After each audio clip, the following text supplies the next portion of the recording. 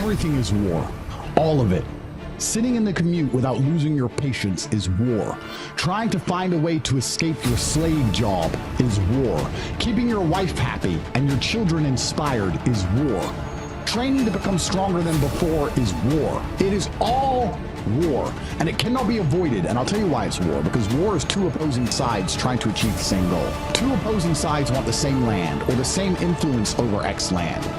The car you want, the Ferrari, you're not the only person who wants it. The reason it's so expensive is because other people want it. The girl you want, the beautiful woman, everyone wants her. It is war. It is competition. Everything about life as a man is war. It is conflict because you are competing against the other men who want it the same, which is why discipline is such an important thing, which is why you must take the pain and add it to the concoction to become as formidable as possible. Life is war. This idea that you can go through life as a man and avoid war is probably the biggest mistake that most men make, because it is impossible for you to achieve anything significant without war. Running a business is war. Running a hotel, running a restaurant, running an online company, it's war. Training is war. Life as a man is war. You need to wake up and view it exactly as what it is. Everything I want, other people want. Everything I desire, other men are trying to get. This is a war, and I must outcompete them. That is the best possible mental model you can have. Even in jail, it was a war for who could stay most calm. A war who could control their mind the best. A war for who could suffer the least. That is war. I was surrounded by people who lost their minds and I refused. It was a battle and I was successful. Life in and of itself as a man is a never-ending struggle and a never-ending battle. It is the constant of the human condition.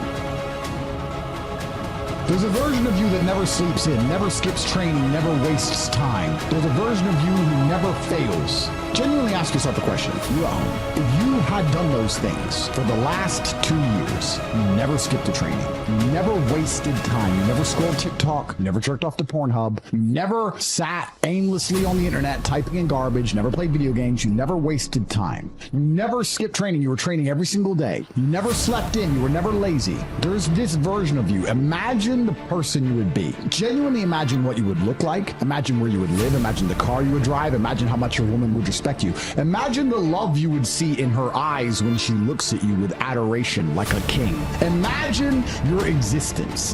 That person is waiting for you, and the only thing that's stopping you from being that person is your monumental laziness. You can have it. The universe is very giving. It will give you anything you work for. I've never seen somebody try for something with all of their might and not get it. The only people who do not have the things they want are the people who do not try for them. I've never seen a person wake up and say, my only dedication in life is to solve a Rubik's Cube and fail. You are not stupid. You are not incompetent. You are lazy and arrogant. It's extremely important you understand that that person is waiting for you, and you are declining that version of yourself. You can transform yourself into that guy.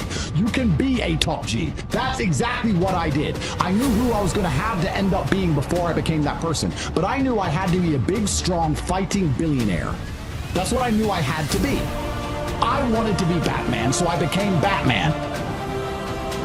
As a man, when you have a lot of money, you use it to provide and to help others. I find my happiness through the happiness of others. My money is for everybody else. I'm the workhorse. All I do is work and give it away. That's what is the masculine imperative. Think of Christmas morning. Nobody buys dad anything. It's about the children and the women. This is how it is as life as a man. I love everyone more than myself. I love my children more than I love myself. I would die for my brother. I would die for my mother. I love a bunch of people more than myself. In fact, my entire life is putting people above me, putting other people's happiness above me. I believe that's what men do. Men stayed on the Titanic for the women and children. When you're a man, you're responsible for other people's physical and emotional happiness, of course. I wake up every day and work so that other people can enjoy the fruits of my labor. That's all I do.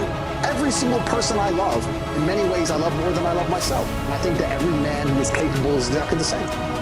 It is our job to suffer so people around us do not suffer. I must suffer because I am a man. I am the head of my empire. I'm the head of the clan. Of course I will suffer, but the people I love are not suffering. This is what God has bestowed upon important men since the beginning of time. Not just important men. All men. The men in the Titanic as the boat was going down, about to be sucked into the icy cold water, some of the last thoughts in those men's head, I know, was at least I saw my daughter and my wife get on that boat. Absolutely. I'm happy to plunge into this ice cold water because there they are on that boat, away from danger. Everyone we love and everyone in the world who we care about was taken care of. And I said, Andrew, would you rather us both be at liberty, but someone else in our life suffer? Mom suffer, our kids suffer, the mothers of our children suffer? No. I'm glad it was me. I'm glad I was the one who was suffering and everyone else was okay, because that's what being a man means. We're built for suffering. No matter how close I came to crying inside of that jail cell, I knew all the people around me were safe and all the people around me could eat. And that's all I cared about. When I would call other people and they were asking me how I was, I'd say, we don't want to talk about me. How are you? Are you okay? Are your bills paid? Do you have money? Or can you eat? I'm in a jail cell in Romania making sure that everyone I love is okay. I don't need them to sit and worry about me. I worry about them. I sat in a jail cell making sure I could fix the problems to the people I love outside in the free world from a dungeon. That is what a man does, and you must prepare and set up your life for that. It's still up to you. You are still the man of the household. You are still the top G of your life. Only you. And if you don't pay the bills, who's going to do it?